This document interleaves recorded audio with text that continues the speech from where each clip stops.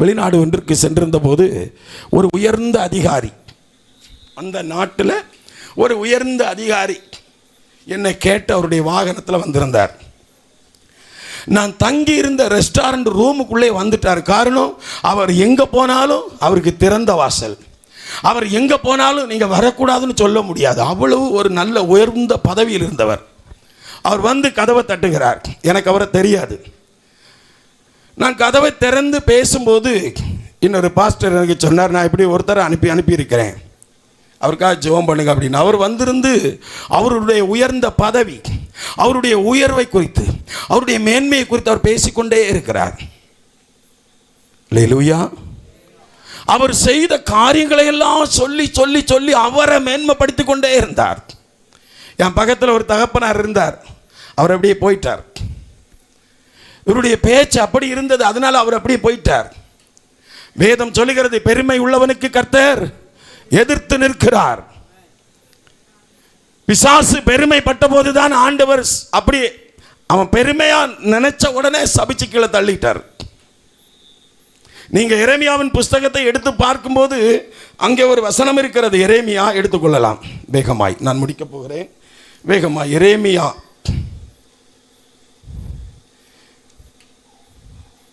எரேமியாவின் புஸ்தகம் 15ஆம் அதிகாரம் 19வது வசனத்தை ஒருவர் படிக்கலாம்.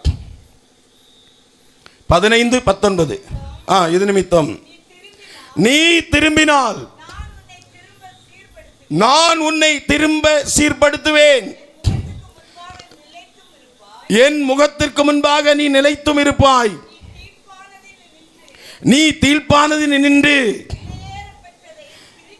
விலையேற பெற்றதை பிரித்து எடுத்தால் என் வாய் போல் இருப்பாய். அடுத்து இன்னொரு அதிகாரம், முக்கியமான ஒரு அதிகாரம் இருக்கிறது. எரேமியா 13ஆம் அதிகாரம் அதனுடைய 10வது வசனத்தை ஒருவர் படிக்கலாம்.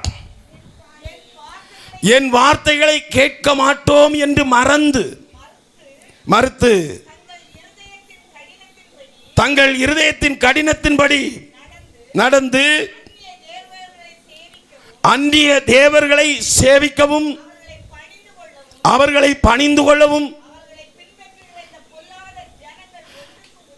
ஒன்றுக்கு உதவாமல் போன இந்த கச்சையை போல ஆவார்கள் என்று கர்த்தர் சொல்லுகிறார். அல்லேலூயா. வசனம் சொல்லுகிறது. எரேமியா பார்த்தாண்டு சொல்லுவார், நீ ஒரு ஜன்னல் கச்சையை வாங்கி ஐப்ராத் நதி அண்டிலே மலை உச்சி வெடிப்பிலே கொண்டு போய் அதை மூடிவிடு, அதை புதைத்து வைத்து விடு. அநேக நாட்கள் கழிந்த பிறகு ஆண்டவர் எரேமியாவை கூப்பிடுவார், எரேமியாவே என்று சொல்லி. அப்ப எரேமியாவை பார்த்தாண்டு சொல்லுவார், நீ வாங்கினதும் உன் அறையில் கட்டினதும் நீ புதைத்து வைத்ததுமாகி அந்த ஜன்னல் கச்சையை எடுத்து நீ பாருன்னு சொல்லும்போது அது ஒன்றுக்கும் உதவாமல் அநேக நாட்கள் ஆனதுனால அது என்ன செய்தது? அது ஒன்றுக்கும் உதவாமல் பீந்து போனது, அரித்து போனது. இப்படிதான் இந்த ஜனங்களுடைய பெருமையை நான் அழிப்பேன் அப்படின்னு ஆண்டவர் சொல்லுகிறார். ஹல்லேலூயா, ஹல்லேலூயா. ஆனால் அன்பான தேவனுடைய பிள்ளைகளை வசனம் தெளிவாய் சொல்லுகிறது. வசனம் தெளிவாய் சொல்லுகிறது. யோசேப்பு பரிசுத்தமாய் இருந்ததினால்தான் யோசேப்பு அந்த ராஜ மேன்மையை பெற்றார்.